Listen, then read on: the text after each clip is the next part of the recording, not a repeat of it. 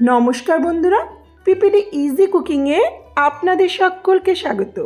আজকে আবারও একটা ভিন্ন ধরনের রেসিপি নিয়ে চলে এলাম।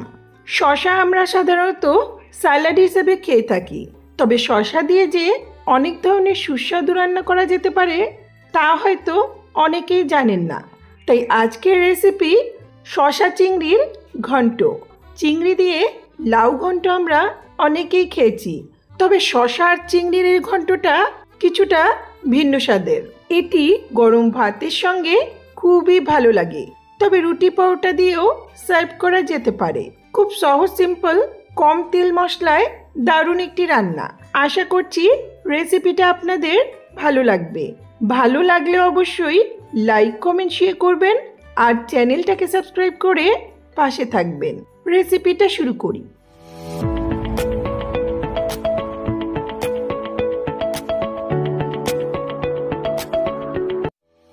সবার প্রথমে এখানে দুটো বড় সাইজের শসা নিয়েছি। ওজনে এটা 1 কিলোরও বেশি হবে।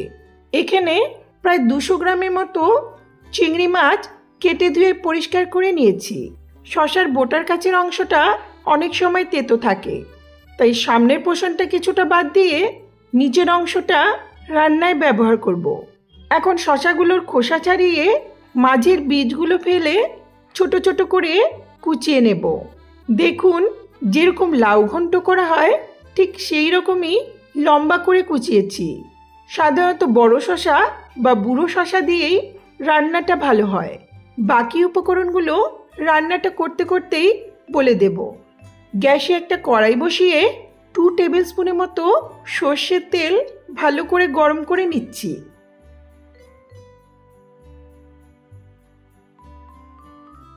তেল খুব ভালো করে গরম হলে গ্যাসের ফ্লেমটা লোতে রেখে সামান্য একটু লবণ আর হলুদ দিয়ে সঙ্গে সঙ্গে চিংড়ি মাছগুলো দিয়ে দিচ্ছি। মাছটাকে মিডিয়াম ফ্লেমে 1.5-2 মিনিটের মতো উল্টে পাল্টে ভেজে নেব।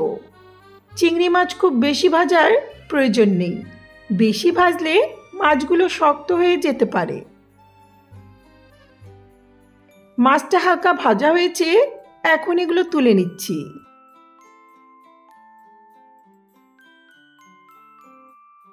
কড়াইতে খুব সামান্য তেল আছে, তাই আরও 1 টেবিল স্পুনের মতো তেল দিচ্ছি। তেলটা ভালো করে গরম হলে এখন এতে ফোড়ন দিচ্ছি 1/2 টিস্পুন কালো জিরে, 1/4 টিস্পুন রাঁধুনি আর 2টো শুকনো লঙ্কা।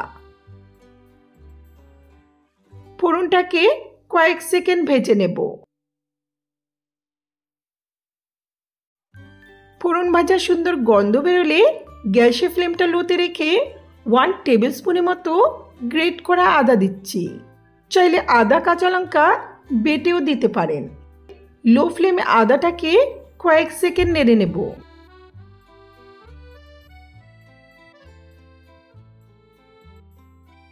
আদার কাঁচা গন্ধ চলে গেলে এখন কুচনো শসাগুলো দিয়ে দিচ্ছি।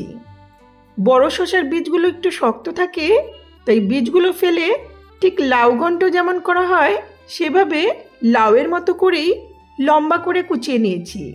যেসব শসার জলের পরিমাণটা কম থাকে সেটা দিয়েই রান্নাটা বেশি ভালো হয়। সামান্য একটু লবণ আর হলুদ দিয়ে শসাটাকে 2 মিনিটের মতো মিডিয়াম হাই ফ্লেমে নেড়ে নেব।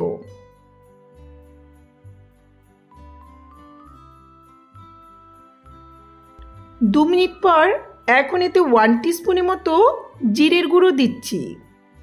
ভালো করে মিশিয়ে নিয়ে ঢাকা দিয়ে শসাটা 90% মতো সেদ্ধ হওয়া পর্যন্ত মিডিয়াম ফ্লেমে রান্না করব।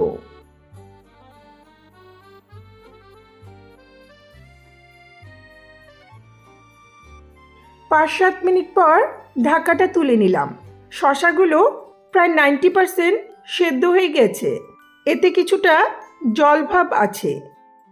এখন এতে দিচ্ছি 1/2 টিস্পুন চিনি, ভেজে রাখা চিংড়ি মাছ আর কয়েকটা চেরা কাঁচা লঙ্কা। রান্নাটা একটু মিষ্টি মিষ্টি ভালো লাগে, তাই সামান্য একটু চিনি অবশ্যই দিতে হবে। লবণটা আগেই দিয়েছি, তবে প্রয়োজন হলে আরও একটু লবণ দিতে পারেন।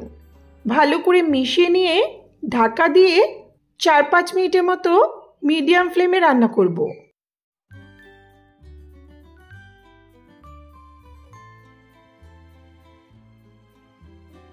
চার 5 মিনিট পর রান্নাটা হয়ে এসছে। শসা থেকে অনেকটাই জল বেরোয়। এটা এভাবেই সার্ভ করা যেতে পারে। তবে এই জল ভাবটা কাটিয়ে নেওয়ার জন্য এতে দিচ্ছি 1 টেবিল স্পুনের মতো চালের গুঁড়ো। চালের গুঁড়োটা দিয়ে 1-2 মিনিটের মতো মিডিয়াম ফ্লেমে নেড়ে নেব। এই চালের গুঁড়োটা অতিরিক্ত জল ভাব টেনে নেবে আর রান্নাটা একটু মাখো মাখো হবে। এটা মেশানো হলে গ্যাসের ফ্লেমটা অফ করে দিচ্ছি। তৈরি হয়ে গেল দারুণ স্বাদের শসা চিংড়ির ঘন্ট। লাউ ঘন্ট তো অনেকেই খেয়েছেন, একবার আমার মতো করে এই শসা চিংড়ির ঘন্ট অবশ্যই ট্রাই করে দেখবেন। এটি গরম ভাতের সঙ্গে খুবই ভালো লাগে, তবে রুটি পরোটা লুচি দিয়েও সার্ভ করা যেতে পারে। খুব সহজ, সিম্পল, স্বাস্থ্যকর একটি রান্না। আশা করছি আপনাদের ভালো লাগবে। ভালো লাগলে অবশ্যই লাইক, কমেন্ট, শেয়ার করবেন আর চ্যানেলটাকে সাবস্ক্রাইব করে পাশে থাকা বেল আইকনটা অবশ্যই প্রেস করবেন, যাতে আমার ভিডিওর নোটিফিকেশনগুলি আপনাদের কাছে সহজেই পৌঁছে যায়। ধন্যবাদ।